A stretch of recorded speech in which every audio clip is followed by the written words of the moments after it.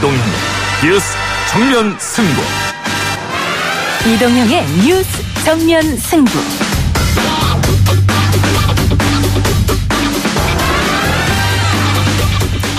청취자 여러분 안녕하십니까, 이동형입니다. 2018년 5월 16일 이동형의 뉴스 정면 승부. 오늘 준비한 순서 먼저 알려드립니다. 1부에서는 6.13 지방선거에서 인천시장에 도전하는 더불어민주당 박남춘 후보 인터뷰하고요. 2부 최강병기 코너에서는 손수호 변호사, 아시아경제 장용진 기자와 함께 문무일 검찰총장의 강원랜드 수사회 의혹, 그리고 20대 국회 후반기 국회의장으로 선출된 문희상 의원에 대한 이야기 나눠보도록 하겠습니다. 3부에서는 남경필 자유한국당 경기도지사 후보 인터뷰 준비되어 있고요. 4부에서는 청래당 시간으로 정청래 전 의원과 함께하겠습니다. 5월 16일 수요일 이동형의 뉴스 정면 승부 시작합니다.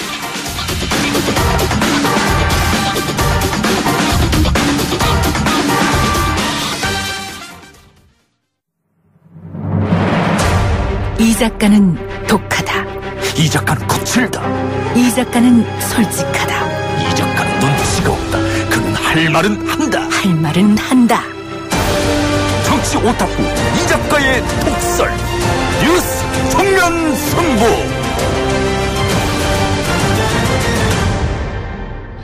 네, 6.13 지방선거 인천시장 후보로 나왔죠. 더불어민주당 박남춘 후보 만나보도록 하겠습니다. 인천은 이른바 친문 대 친박 대결로 평가되기도 하는데요. 문재인 정부 함께 호흡하면서 나라다운 나라의 인천 특별시대로 나아가야 한다, 이렇게 강조하고 있는 박남춘 후보 만나보도록 하겠습니다. 의원님 나와 계십니까? 예, 안녕하세요. 박남춘입니다. 네. 네. 그 목욕탕 목소리는 여전하시네요. 네, 우선 반갑습니다. 출마의 변부터 한번 들어볼까요? 그 촛불을 밝혀주셨던 우리 국민과 인천 시민 덕분에 그 국민의 여망을 담은 문재인 정부가 탄생했습니다. 그죠? 근데 아직 인천 시정부는 바뀌지 않았고, 인천 시민의 삶은 앞만 봐도 전 제자리 걸음하는 것 같아요. 그런데 시장은 뭐 그냥 엄청 잘했다고 계속 얘기하고 있어요. 자기만. 근데 그 수치로 보더라도 뭐 GRDP가 뭐 해서 부산을 앞질렀다 막 이렇게 얘기하지만, 실제로 시민들이 체감하는 실업률은 전국 평균 이상이고요. 자살률도 하여튼 7대 광역시 중에서 2위를 차지하고 있고, 생활 만족도도 이게 최하위란 말이죠. 그리고 가계부채도 늘어가지고 시민의 삶을 짓누르고 있어요. 그래서 진정한 정권 교체가 이루어진다면 이게 지방정부까지 바뀌어야 된다, 이렇게 생각을 합니다. 그래서 그 지방정부의 성공을 위해서라도 지방정부의 지방자치부터 제대로 해야 되겠다는 결론을 내렸고, 그래서 이번에 제 고향 인천에서 시장에 출마하게 됐습니다. 그러니까 그 중요한 현안들이 산적해 있는데, 박남춘 아니면 안 된다는 이유를 좀 설명해 주세요. 저는 이제 근본적으로 이제 좀 변화가 필요해요. 이제 보여주기나 이런 외양에 치우치고, 그리고 이제 관 주도로 무조건 일방적으로 막 일을 결정하고 밀어붙이는 전 방식은 이제 시대에 뒤떨어졌다고 생각하거든요. 정말 시민들의 삶에 이렇게 좀 아주 그냥 천착해서 좀 아프다고 하면 거기를 좀 감싸 안아주고 이렇게 좀 할 수 있는 그런 반응을 하는 정치가 저는 필요하다고 생각합니다. 근데 이제 되게 보면 이제 소통이 너무 안 된다, 이런 것들이 이제 공통점이에요. 지금까지 쭉 다녀보면. 그래서 그래도 저는 그 정치를 하면서 그렇게 좀 경청하고 소통할 수 있는 그러한 그 정치적 스승들을 많이 만났다고 생각해요. 우리 노무현 대통령으로 인해서 제가 이제 그 정치에 이제 발을 들여놓게 됐는데, 그 현안 문제나 이런 것들을 할 때도 그 위원회 체제 같은 거를 통해서 많은 이해관계자들의 의견을 담아내고 또 해결책을 만들어내고 이랬던 그 과정들을 좀 많이 보면서, 참 그런 방식으로 이 다종다기한 이런 문제들을 협치로 풀어가야 된다라고 저는 생각을 하고 있어요.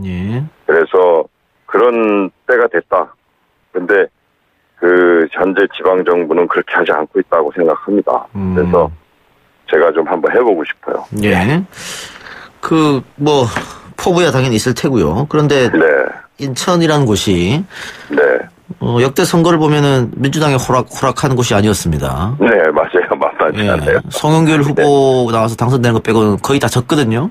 네, 맞아요. 근데 물론 지금은 대통령 지지율이나 민주당 지지율이 높기 때문에 나름 또 박 의원님도 기대를 하고 계시겠지만 네. 특히 이 도심 지역을 제외하면은 많이 조금 뒤지고 있다 이렇게도 보여지는데 뭐 네. 대책은 있습니까?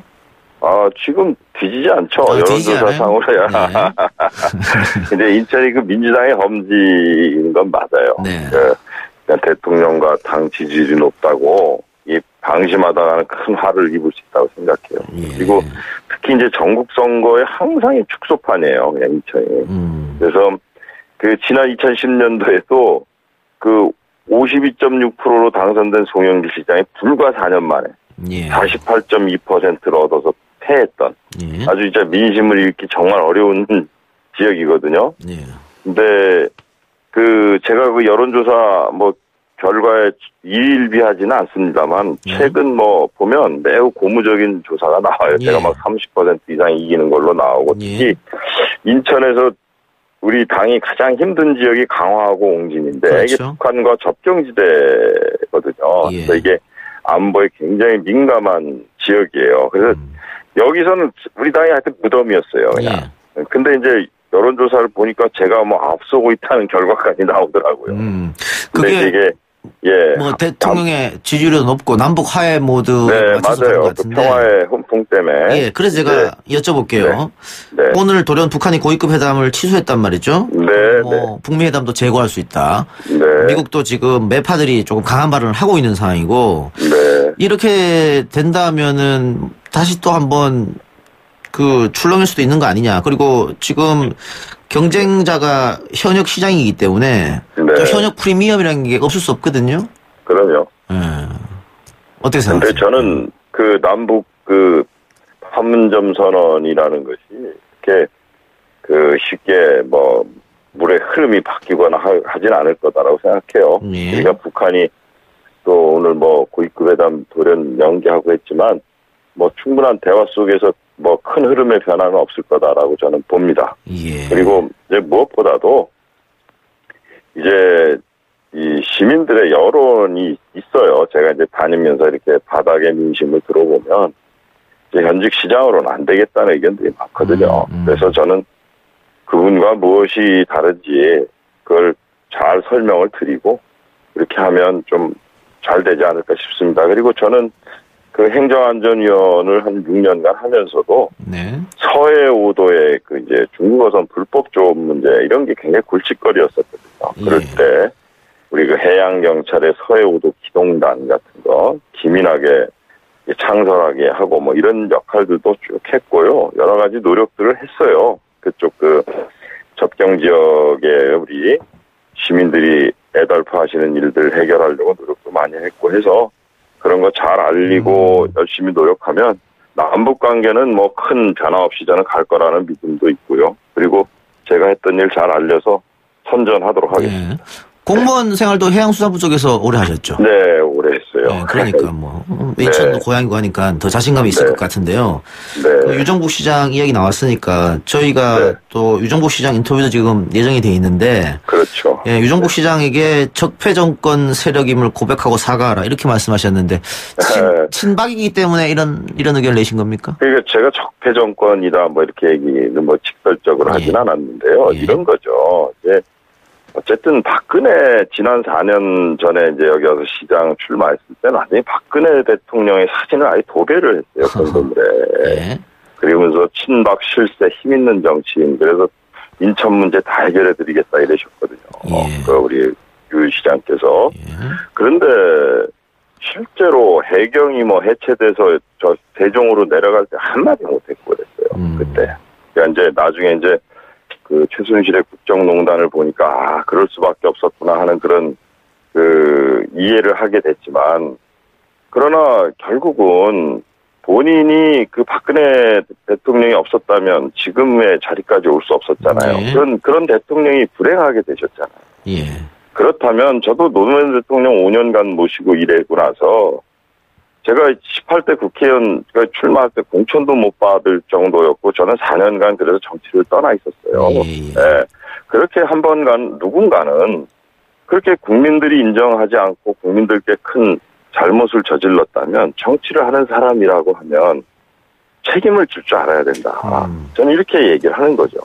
그런데 그거를 마치 아무 일도 없었던 것 마냥 시장으로 내가 했던 일만 봐주고 나를 평가해 주십시오. 그리고 시장으로 했던 일에 대해서도 뭐 아까도 말씀드렸지만 그 시도지사 직무평가도 최하위예요. 네?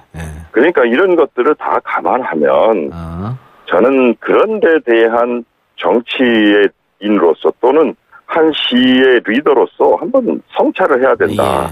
예, 이런 얘기를 드리는 거죠. 예. 그 방금 유정복 시장이 친박 실세를 주장하면서 당선됐다고 하셨는데, 네. 그 박 의원님 요즘 친문 실세를 강조하고 계신 거 아닙니까? 뭐 친문 실세다 이렇게 실세란 단어를 써본 적은 없어요. 다만 이제 저는 이제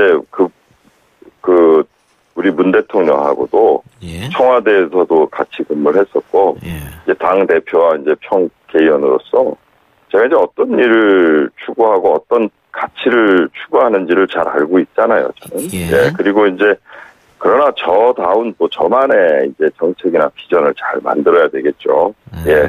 그런 거 잘 만들면 방향이 같고 추구하는 가치가 같고 철학이 같은데 제가 하고 싶은 일 왜 못 해내겠습니까? 그죠? 예를 들자면 우리 원주민을 일시에 내쫓고 막 아파트 지어가지고 부동산 개발업자에게 이익을 안기는 그런 방식에 대해서 동의하지 않잖아요. 우리 문 대통령이나 저나. 그러니까 차분하게 원도심을 원주민의 뜻을 이렇게 반영을 해서 도시재생과 그를 통한 일자리 만드는 도시재생 뉴딜 같은 사업들 이런 것들은 잘 그 생각을 같이 해서 구상해 가면 인천이 좀 획기적으로 바뀔 수 있고 그게 힘을 얻는 거 아니겠습니까? 저는 그렇게 생각합니다. 예, 아까 여론조사 언급해 주셨는데요. 아까 박 의원이 언급한 여론조사는 인천일보가 리얼미터에 의뢰해서 지난 8, 9일 양을 실시한 6.13 인천광역시 단체장 선거 여론조사 결과고요. 차기 인천시장 지지도에서 박남춘 후보가 54.3%, 유정복 후보가 20.7%로 33.6% 앞섰다고 하는 거고, 이것은 인천시 거주 만 19세 이상 성인 남녀 1,011명을 대상으로 유무선 임의 걸기 95% 신뢰 수준의 플러스 마이너스 3.1%였다는 거. 자세한 내용은 중앙선거관리 홈페이지에 참조하시고요. 요걸 말씀하신 건데요. 지금 이 여론조사에 30% 이상 앞서고 있지만은 박남춘 개인 혹은 박남춘 개인의 인지도보다는 민주당 후보이기 때문에 혹은 문재인 대통령의 측근이기 때문에 이런 결과가 나온다는 지적이 좀 있어요. 그러니까 현역 시장이 유정복 시장보다 인지도는 낮는 거 아니냐 이런 주장도 있거든요. 그거 어떻게 생각하십니까? 뭐 인지도는 낮을 수 있겠죠. 낮을 수 있지만 그래도 그게 40 몇 프로 그리고 50 몇 프로 얻는 거는요 쉽지 않아요. 물론 제가 뭐 당 지지도를 훌쩍 뛰어넘으면 더 좋겠죠. 그러나 저는 대선 후보급은 아니지만 그렇잖아요. 대선 후보에 출마했던 그 경력은 없기 때문에 아직도 인지도가 낮을 수 있어요. 그러니까 모름이나 무응답이 많지 않습니까? 현재 아직도.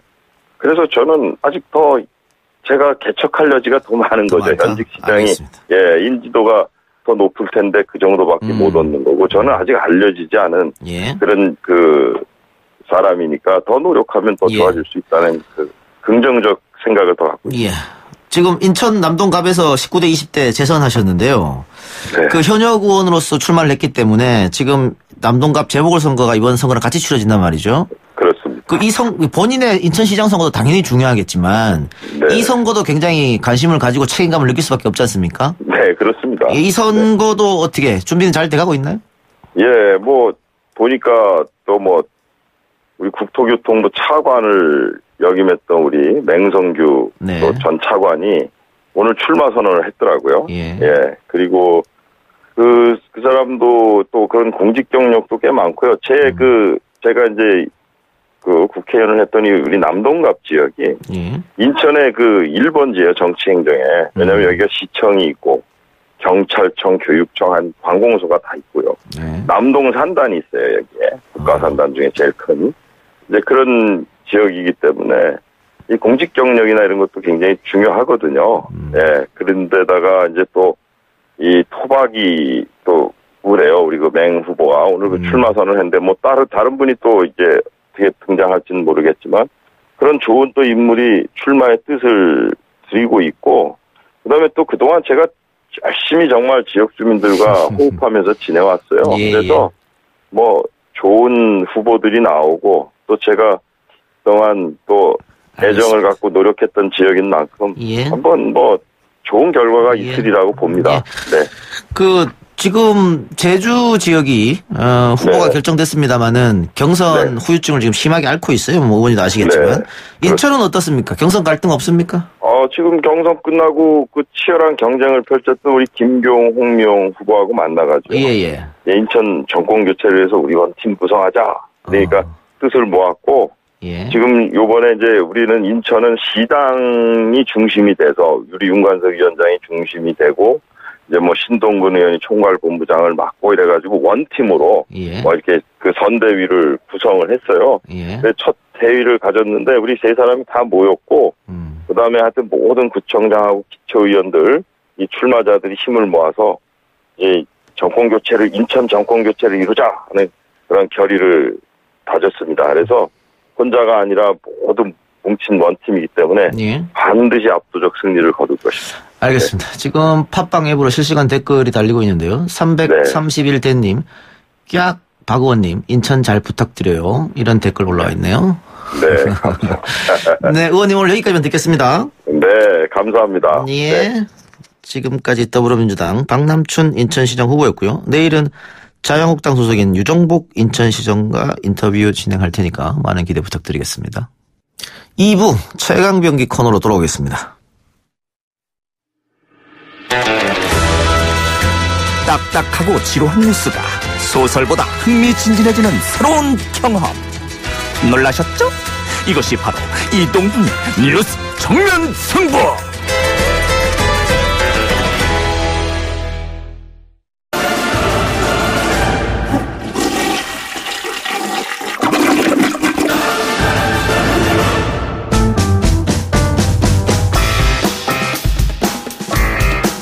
네, 2부 최강병기 코너 시작합니다. 오늘도 손수호 변호사, 아시아경제 장영진 기자 나오셨습니다. 어서 오세요. 안녕하십니까. 안녕하세요. 손수호 변호사. 네. 고향 인천이죠. 인천입니다. 예, 방금 인천 시장 선거 때문에 박남춘 의원이랑 통화를 했고. 네, 들었습니다. 내일 유정복 시장이랑 통화를 할 텐데. 네. 인천 판세는 어떻게 될 것 같습니까? 인천 판세요. 고향이 인천이니까 관심이 많잖아요. 관심 많죠. 네. 네. 지금 인천에 살진 않지만. 뭐 때문인지 모르지만 저희 실시간 댓글에 네. 손수호 인천 손수호 굉장히 많이 올라오고 있습니다. 아, 그래요? 예. 어떻게 다 아시죠? 그러니까 어떻게 아시는지 모르겠는데. 인천에서 오래 살았습니다. 여기 있어요. 안혜준님, 예스앱으로 인천 사는 주민입니다. 손수호 변호사님 화이팅. 이정희님, 인천의 자랑 손수호 변호사님 격하게 환영합니다. 네. 동문 아닌가요? 혹시 초등학교 네. 뭐 이렇게? 감사하네요. 네, 감사합니다. 네. 그래요. 빨리 판세나 얘기해 주죠. 판세요? 예. 지금은 약간 한쪽으로 기운 상태인 것 같은데, 사실 앞으로 선거일까지 한 달 남았잖아요. 예. 어떤 일이 발생할지 모릅니다. 예. 하지만 기존의 지난번 선거 또는 지지난번 선거보다 훨씬 더 차이가 지금 벌어진 상태로 이제 선거 기간에 진입할 것 같거든요. 네. 아마 뒤지고 있는 후보 입장에서는 좀 초조하지 않을까 생각됩니다. 예. 하나만 한 얘기 감사하고요. 자, 오늘, 이야기할 것은 일단은 짚지 않을 수 없는데, 우리 또 법조 팀장, 검찰 출입만 10년 이상을 한 장영진 기자가 나왔기 때문에. 네. 강원랜드 수사 외압 의혹의 문무일 검찰총장 이름이 올라갔습니다. 네. 그런데 어제 기자회견에 직접 갔다 왔다고 얘기를 들었는데. 네. 안명 검사 기자회견 갔다 왔다는 거예요? 어디 그렇습니다. 갔습니까? 안명 검사 기자회견을 갔다 왔고요. 이제 오후에 그 양부당 검사장이 이끌고 있는 강원랜드 수사단은 이게 보도 자료로 대치를 했죠. 그래서 그쪽은 뭐 자료만 받았고요. 안명 검사의 그 기자회견장에는 생각보다 사실 기자들이 이렇게 많이 오지는 않았어요. 근데 별 얘기 할 얘기가 있겠느냐라고 생각했었는데 사실 좀 폭탄 선언을 했죠. 네. 그래서 뭐 외압이 있었다. 그 문무일 검찰총장도 외압에 개입했다. 그리고 사실 뭐 어제는 그 부각은 되지 않았습니다만 전임 김수남 총장이 수사에 개입했다. 뭐 이런 주장도 나왔었습니다. 그러니까 이게 사실이라면 충격적인 일이고요. 또 이게 일반 평검사가 검찰총장을 소위 말하는 들이받은 일이잖아요. 그렇죠. 뭐 예전에 우리가 흔히 말하는 검사 동일체의 원칙 이거랑 정변 위배되는 건데 이렇게 할 수 있었던 것은 어떻게 그만큼 수사에 대한 외압을 피부로 느꼈기 때문에 평검사들이 나선 거 아닌가요? 네, 그렇게 볼 수도 있죠. 네. 실제로 검사가 다른 사람도 아닌 검찰총장의 어떤 그 행위에 대해서 직접적으로 언론을 이제 통해서 이렇게 비난 또는 비판을 한다는 것 자체가 상당한 부담을 짊어지고 있는 겁니다. 예. 만약에 정말 문무일 총장의 해명대로 수사가 미진해서 제대로 하라고 시킨 거다라고 밝혀진다면 사실은 그 후에는 뭐 징계뿐만 아니라 여러 가지 정치적인 그런 부담도 칠 수밖에 없는 것인데요. 하지만 그런 상황이 아니다. 실제로 수사를 제대로 했지만 뭔가 이해할 수 없는 이유, 이해할 수 없는 원인에 의해서 문무일 총장이 권성동 의원을 감싸는 것이다. 라고 그런 본인 스스로는 적어도 그런 자신에 차서 이야기를 하지 않았을까 생각합니다. 그런데 지금 검찰총장 입장은 그냥 의견 조율 과정이었고 뭐 질책한 건 맞지만은 네. 그걸 외압이라고 얘기해서는 안 된다. 뭐 이런 거잖아요. 그렇죠. 그리고 사실 강원랜드 수사단의 그 양분환 검사장도 어제 입장과는 조금 달라졌어요. 그래서 사실 그 지시를 받았지만 이것이 외압이라거나 권한을 벗어나는 것은 아니다라는 입장을 좀 바꿨어요. 그러니까 어제는 강하게 나왔는데? 네, 어제도 사실 공격적으로 이렇게 말씀을 하신 건 아니고 자료가 그랬는데 사실 자료 내용을 꼼꼼히 따지고 보면은 들이받았다고 하기에 약간 좀 곤란한 면이 있었어요. 근데 어제 발표된 시점이 딱 그냥 그 안미연 검사가 발표하고 난 직후였기 때문에 한쪽 부분이 좀 강조돼서 도드라져서 보이긴 했죠. 그렇지만 자세히 꼼꼼히 뜯다 보면은 총장이 뭐 월권을 했다라는 그런 내용은 또 사실 아니긴 아닙니다. 근데 좀 이상한데요. 그런데 하루 만에 어쨌든 스탠스가 약간. 그래서 지금 기자들 사이에서도 뭐 양분환 검사장이 갑자기 왜 이러냐. 어제 들이받았다가 왜 이러냐. 그래서 사실 어제만 해도 너무 이제 안미연 검사의 통로가 나오고 양분환 검사장의 이런 주장이 나오고 하기 때문에 이게 짠 게 아니냐라는 얘기도 나오긴 했었어요. 그래서 공장 냄새가 살살 난다. 뭐 이런 얘기까지도 나왔었는데 오늘 상황을 보면은 또 조금 상황이 다른 것 같기도 합니다. 네. 그런데 이 지금 검찰총장의 말을 그대로 믿기가 조금 그런 게 아니 검찰총장이 뭔가 아랫사람한테 지시를 할 때 그 수사 하지 마라고는 안 할 거 아니에요. 그렇죠. 돌려서 말하는 거지 않습니까? 근데 돌려서 말하면 듣는 입장 하지 말라는 거구나라고 느끼는 거잖아요. 그게 외압인 거고. 이번에도 그런 거 아닙니까?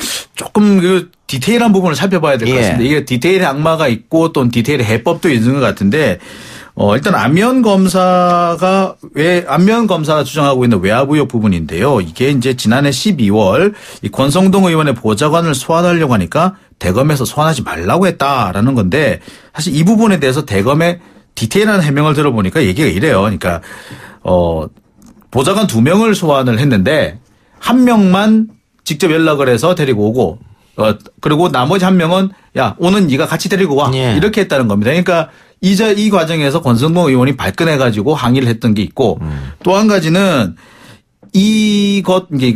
권성동 의원 보좌관을 소환할 때 대검에 통보 안 한 것이 아니라 부장검사도 몰랐다는 거예요. 근데 사실 이 사건, 그러니까 권성동 의원 같이 정치적 거물에 해당되는 사건은 부장검사가 주임검사입니다. 그러니까 안미연 검사는 참여하는 검사죠. 따라서 적어도 부장검사가 누구를 소환하는지 모르는 상태에서 소환이 이루어지는 건 문제가 있거든요. 그러니까 이런 부분에 대해서 질책이 이루어진 것인데 이 부분에 대해서 안미연 검사가 조금 오해한 게 아니냐, 약간 좀 과장해서 받아들인 게 아니냐 이런 해명을 내놓고 있습니다. 만약 이 말이 사실이라면 안미연 검사가 오해한 부분이 있는 것도 맞는 것 같습니다. 일단 좀 혼란을 좀 줄이기 위해서 지금 문제되는 부분을 세 부분으로 좀 나눠야 될 것 같습니다. 일단 작년 12월에 이제 춘천지검에서 수사할 당시에 외압이 있었다라는 거고요. 첫 번째가. 두 번째는 올해 3월에 압수수색을 지금 하는 과정에서도 뭔가 석연치 않았다라는 점이 두 번째. 서류만 가지고 가고 포렌직은 하지 않았다. 컴퓨터는 안 갖고 가고 그런 거예요. B 씨는 당시 업무가 바빠서 MB 이명박 전 대통령 구속영장 청구 직전이었기 때문에 업무가 바빠서 일단은 며칠 후에 가져가기로 하고 서약서만 받았다라고 하는 것이고요. 또 세 번째가 이제 최근에 있었던 그런 문무일 검찰총장의 직접적인 그런 그 외압 의혹이거든요. 이걸 다 나누어서 봐야 됩니다. 이걸 다 섞어버리면 한쪽이 일방적으로 잘못한 거 없다라는 주장에 휩쓸릴 수 있고 또는 또 반대로 다 문제 있다라고 하는 주장에 또 속을 수 있기 때문에 나누어서 평가해야 됩니다. 쟁점 정리를 잘 하셨는 것 같아요. 재판하실 때 쟁점 정리하시고. 보통 감사합니다. 법조에서는 이거를 가리마를 탄다고 하는데 그렇죠. 가리마를 정말 잘 속으면 안 됩니다. 저희가 다 어느 쪽이 속이는지 모르겠습니다만 뭐 두 사람 칭찬하라고 부른 거 아니에요. 근데 어쨌든 그 안면 검사하고 수사단 모두 권성동 의원 관련해서는 뭔가 이상한 점이 있었다는 건 공통점인 거잖아요. 그렇죠. 사실 지금 장제원 한국당 대변인도 이렇게 말했죠. 오늘 검찰에서 하극상이 벌어지고 있다. 그리고 이게 권성동 의원이 지금 현재 그 야당의 의원이 아니었으면 평검사가 과연 이런 기자회견을 할 수 했겠느냐라고 그 의문을 제기하고 있는데 사실 이게 정치 논란으로 번지면은 이상하게 꼬일 수 있습니다. 그런데 이런 정치권의 어떤 반응이나 연결을 완전히 배제할 수 없는 게 바로 이 수사의 대상이 누구냐인 문제 때문인데요. 이게 지금 강원랜드 채용 비리 수사 관련된 외압 사건입니다. 예. 강원랜드 채용 비리를 제대로 수사하고 문제없이 진행됐으면 아무 탈 없는 거죠. 그런데 계속 제대로 수사가 안 됐기 때문에 또 다른 수사팀을 만들고 한 거잖아요. 그렇습니다. 그런데 장제원 의원 그 말은 조금 납득이 안 가는 게 그런 식의 논리라고 하면 그 문무일 총장을 임명한 사람이 문재인 대통령인데. 그렇죠. 그런 식이라면은 이 안면 검사가 들이받을 이유가 하나도 없는 거죠. 그것도 안 맞잖아요. 그렇게 정치 논란을 끌고 가면. 정치적인 거하고 좀 상관이 없는 것 같고.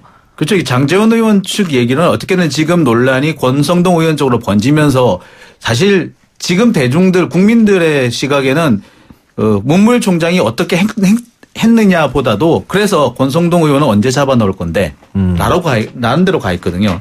이렇게 번지게 되니까 아무래도 위기를 느꼈기 때문에 일단 방어 조치를 한 게 아닌가라는 생각이 듭니다. 장 기자가 봤을 때는 어떻습니까? 지금 이게 초유의 일이라고 계속해서 얘기하고 있는데요. 문 총장의 리더십에 소위 말해서 스크래치가 갔다. 이렇게 표현할 수밖에 없는 거 아닙니까? 많이 갔습니다. 그러니까 많이 제가 갔다. 볼 때는 문 총장이 과연 언제까지 임기를 채울 수 있을 것인가. 언제까지 자리를 지킬 수 있을 것인가. 약간 좀 의문스럽기도 합니다. 안면 검사는 41기입니다. 아주 막내 검사에 해당이 되고요. 특수수사는 이번이 처음이었습니다. 자, 그런 검사가 사실 특수통의 대부라고 할 수 있는, 그러니까 특수통의 계보를 잇고 있는 문무일 검찰총장을 직접 들이받았다라는 거는 사실 문무일 검찰총장으로서는 정말로 치욕스러운 거죠. 사실 여하를 떠나서. 그렇기 때문에 이런 상황에서 문 총장이 과연 검찰을 지휘할 수 있겠느냐. 그리고 앞으로 어떤 여러 가지 지금 사건들이 많이 남아 있는데 이런 상황에서 뭐 검사장이라든지 이런 분들이 문 총장의 얘기를 듣겠는가라는 그렇죠. 그렇죠. 것도 있고요. 또 사실 문 총장이 그간 좀 실언을 한 부분이 없지 않아 있긴 있습니다. 사실 잘 아시다시피 작년 연말에 연내 그러니까 2017년 이내 적폐 수사를 모두 끝내겠다라고 하다가 한번 윤석열 중앙지검장한테 한번 들이받친 적이 있죠. 그리고 최근에 바로 이 논란과 관련해서도 이 강원랜드 수사를 조만간 끝낼 것이다. 곧 끝낼 것이다라는 얘기를 몇 군데서 하고 다니는 바람에 사실 수사팀이라든지 이쪽에서는 반발을 심을 생길 수밖에 없는 상황이었어요. 그러니까 사실 좀 실언을 한 건 분명히 있는 거죠. 자, 그런데 손소 변호사. 지금 검경 수사권 조정 문제도 있어요.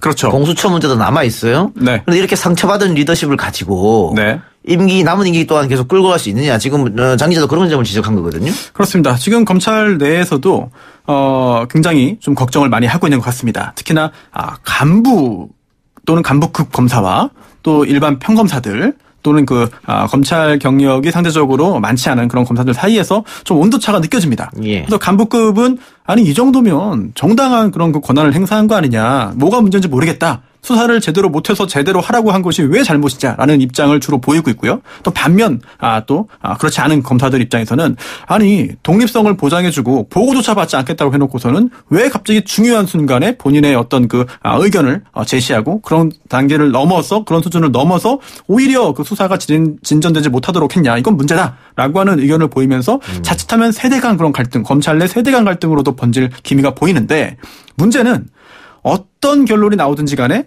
검찰에는 상처가 되고 또 문무일 검찰총장에게는 본인에게도 좋지 않은 결과가 나올 수밖에 없습니다. 특히 지금 권성동 의원에 대해서는 어찌됐든 구속영장을 청구하겠다라고 하는 결론이 지금 나와 있다고 하고요.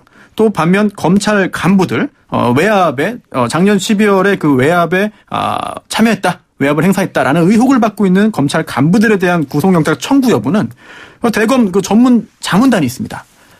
판검사 출신의 그 변호사들로 구성된 그 전문 자문단의 결과에 따르기로 했는데요. 자문 결과에 따르기로 했는데 여기에서 어떤 결과가 나오냐에 따라서 물론 상처는 양쪽 다 어찌되었든 받겠습니다만 더 큰 상처를 어느 쪽이 받을 것인지가 이 대검 전문 자문단의 결과에 따라서 좀 결정될 것 같습니다. 알겠습니다. 거기까지만 듣겠습니다. 다른 얘기 한번 해볼 텐데 그 전에 예스앱으로 YM님께서 장 기자님 불심으로 오늘도 귀 기울여 듣겠습니다. 불심으로. 네, 감사합니다. 네, 의견 감사하고요.